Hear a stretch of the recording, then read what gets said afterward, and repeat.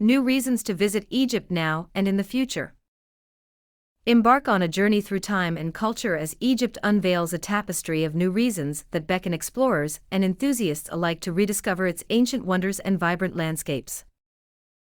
The largest archaeological museum in the world, the Grand Egyptian Museum, GEM, opened in 2023 outside Cairo. This dazzling showplace near the pyramids of Giza cost more than $1 billion to build. It will hold a large chunk of Egypt's ancient artifacts, including the treasures of King Tutankhamun's tomb. The museum isn't the only attraction drawing tourists back to the North African country. New openings include the Mummies Hall in the National Museum of Egyptian Civilization in Cairo, and two tombs in nearby Saqqara, including the newly restored tomb of Djoser, with its labyrinth of hieroglyphic-covered corridors. The promise of fresh discovery means trip bookings for Egypt are up more than 100% from some countries. Egypt is one of our 25 best places to visit in 2024. So many sites are getting revamped, conserved, and preserved, says Egyptologist and National Geographic explorer Nora Shaki. Even going to the pyramids is smoother, with electric buses getting you there and more dining and services. Though it suffered during the COVID-19 pandemic, Egypt has a robust tourism infrastructure, making trips here easier than you might expect. Here's what to know before you go. Is Egypt safe? The biggest danger in Egypt may be getting hassled for business, from the ad hoc tour guides just outside temples and tombs to hawkers offering free souvenirs and camel rides beside the pyramids at Giza. Otherwise, street crime is almost unheard of. The riskiest thing you'll do in Egypt is crossing our busy streets, says Shaki. While terrorist activities in the Sinai Peninsula and Western Desert mean the U.S. Department of State currently classifies Egypt under a Level 3 or reconsider travel advisory, these areas aren't close to typical tourist attractions including in Cairo, Alexandria, Luxor, and Aswan. How can I see the top sites? Egypt is large, about twice the size of France, and you'll need a combination of air, river, or overland travel to see Cairo, Luxor, and the Nile riverside temples. You can rent a car, but it's not recommended. Although millions of dollars have been invested in road improvements, signage is inconsistent and road congestion common. Some areas, like the Nile Valley, require security convoys and military checkpoints are the norm. Guided tours and taxis are the best ways to get around. Uber also operates in Cairo and Alexandria. A 10-day trip focused on the highlights of ancient Egypt could include time in Cairo, the pyramids, museums, Luxor, Valley of the Kings, Temple of Karnak, and a cruise along the Nile. Additional spots worth adding to your itinerary include resort areas like Sharm el-Sheikh on the Red Sea for diving and snorkeling, or oasis towns such as Artsy, archaeology-rich Tunis village, about 2 hours by car from Cairo. What can I see in Cairo besides pyramids? Most travelers start in Cairo, where a clutch of museums gives a crash course in Egyptian history. In a sprawling contemporary building designed to resemble an ancient sailing ship, the Grand Egyptian Museum took 20 years and more than $1 billion to construct. Within its 870,000 square feet are more than 100,000 artifacts, including 5,000 objects from the tomb of boy King Tutankhamun. Open since 1902, the Egyptian Museum has 100 galleries and more than 170,000 artifacts, including animal figurines, funerary papyri, and steel decked in colorful hieroglyphs. The National Museum of Egyptian Civilization, which debuted in 2017, covers the entire history of Egypt from prehistoric times until today. It's the new resting place of the ancient Egyptian royal mummies, relocated with great pomp last year.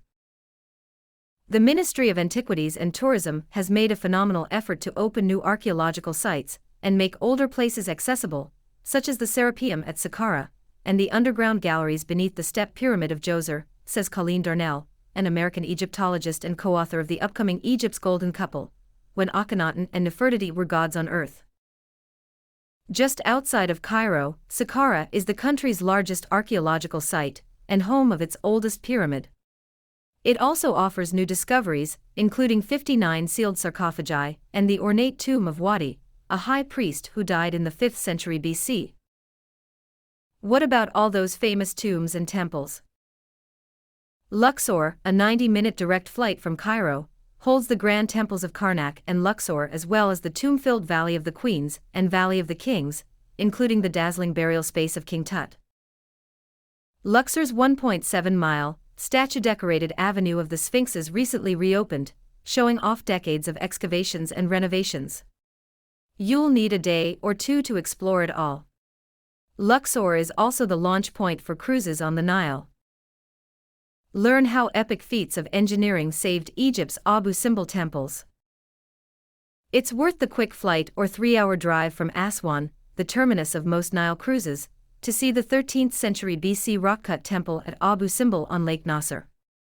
Because the temple looks particularly dazzling during the evening light and sound show, Carrie and Derwin, a Middle East travel specialist with Oddly Travel, often books her clients into a local guesthouse such as the Escala Nubian Ecolodge. It gives a more intimate look at the temple, she says. Should I take a Nile cruise? Boats have cruised along the Nile River since pharaonic times, and a 2 to 5 day cruise takes in ancient ruins and modern village life. You can book trips on river barges, steamboats, private yachts, or dahabiyas, elegant two-masted sailing ships with 4 to 10 cabins each. Generally, boats travel between Luxor and Aswan.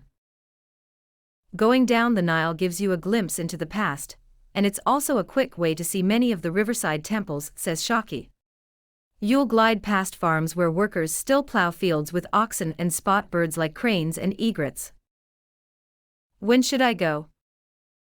Most of Egypt has a desert climate, meaning hot days and cooler nights. The most comfortable times to visit are between March and June, or in early fall, late September through early October.